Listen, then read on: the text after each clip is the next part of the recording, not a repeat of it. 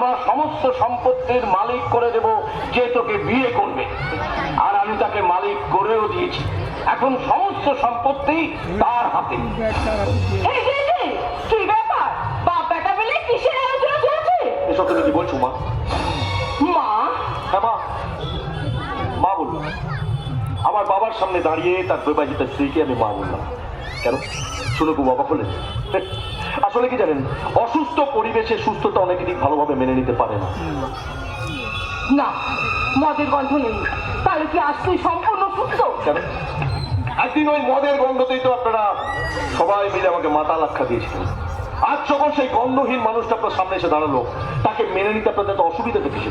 না, তোর সঙ্গে কথা বলে সময় নষ্ট করে কোনো লাভ নেই। দেখুন, আমি কিন্তু আপনার সাথে এখানে কোনো লাভ লোকসানের হিসাব করতে আসিনি।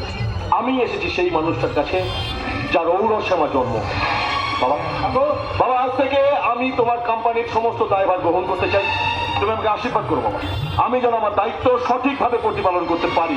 সে কি, আমি তো এই কোম্পানির দায়িত্ব গ্রহণ করছি, তাহলে তুই আজ হঠাৎ করে? ভাবো, আজ থেকে এখন থেকে তোমাকে আর কিচ্ছু দায়িত্ব গ্রহণ করতে হবে না। তুমি এক কাজ করো, বাড়ির সমস্ত দায়িত্ব নিজের হাতে তুলে নাও, বাবার প্রতি যত্নশীল হও। আমি এখন সম্পূর্ণ সুস্থ, কোম্পানির সমস্ত দায়িত্ব এবার থেকে আমি গ্রহণ করবো। কিন্তু আমি যে এতদিন দিন রাত এক করে এই কোম্পানির পেছনে ছুটলাম, সেটা তুই সম্পূর্ণ সুস্থ?